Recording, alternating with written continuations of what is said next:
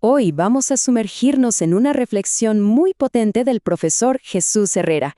Se trata de pensar en serio cuál es el verdadero propósito de la educación.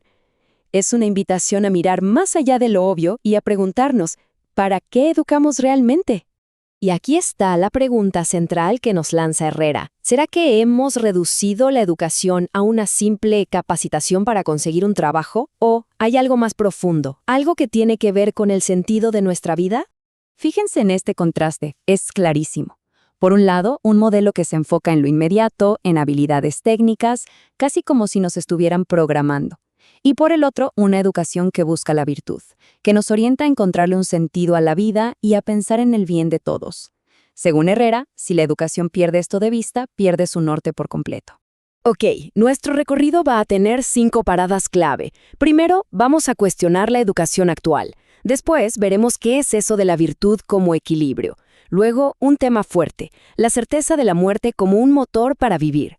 También, el papel del hogar como la primera escuela. Y al final, el gran reto de elegir una vida que de verdad tenga sentido.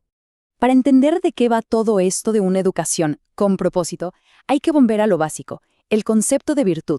Y para eso, el profesor Herrera nos lleva de la mano hasta la antigua Grecia, porque ellos vieron en la virtud la clave para una vida plena.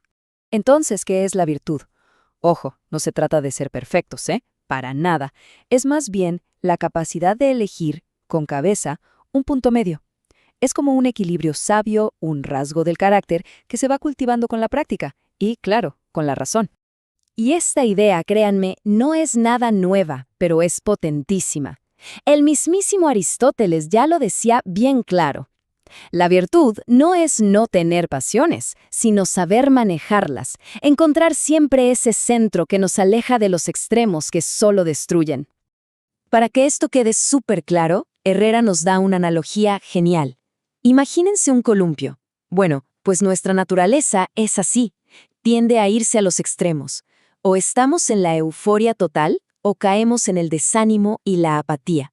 Vivimos en ese vaivén constante. Y aquí está el mapa. La persona virtuosa no es la que no siente esos impulsos, sino la que aprende a controlarlos. La virtud está justo en el medio, en la valentía de no caer ni en la apatía, ni en la euforia loca y sin sentido. Bueno, y ahora pasamos a un tema, digamos, más denso, más profundo. Aquí es donde la virtud de verdad se pone a prueba. Hablamos de nuestra propia finitud, del hecho de que no somos eternos.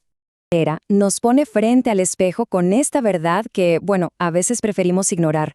La única certeza absoluta que tenemos es la muerte. Y la forma en que asumimos esto, sin miedo, es lo que define la calidad de nuestra vida. Se necesita mucho valor, mucha virtud para mirar esto de frente. El problema es que cuando le damos la espalda a esta realidad, nos vamos a dos extremos bien peligrosos. Por un lado, el hedonismo, esa búsqueda vacía de placer por placer, que nos hace egoístas. Y por el otro, lo que se llama una cultura de la muerte, donde la violencia se vuelve tan normal que ya ni nos inmutamos. Y aquí viene la gran paradoja, que es fascinante. La persona virtuosa no es la que se siente invencible, todo lo contrario, es la que reconoce su fragilidad y precisamente de ahí saca su fuerza. La idea de la muerte, en lugar de paralizar, se convierte en el mejor motivo para vivir con sentido, con urgencia y con propósito. Perfecto. Todo esto suena muy bien, pero ¿dónde se aprende? ¿Quién enseña esto? La reflexión de Herrera nos lleva a un lugar clave, el primer y más importante de todos.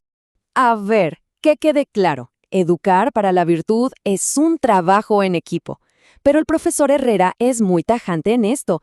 El hogar es la institución principal. Las escuelas son socias, sí, pero la base, los cimientos, se construyen en casa. Sin esa colaboración, todo el esfuerzo se pierde. Y para criticar esa tendencia actual de tercerizar la educación, Herrera usa una analogía que es un golpe directo. Dice que los hijos no son como ropa que uno deja en la tintorería para recogerla limpia y lista. Formar el carácter de una persona es una tarea del hogar, de nadie más. Esto le da un giro de 180 grados a lo que pensamos que es educar. La palabra viene de educere, que en latín significa sacar de adentro. No se trata de meter información, sino de ayudar a la persona a que descubra su propia fuerza, a que desarrolle iniciativa y convicción desde su interior. Y con todo esto en mente, llegamos al final, a la decisión más importante de todas, elegir una vida con sentido.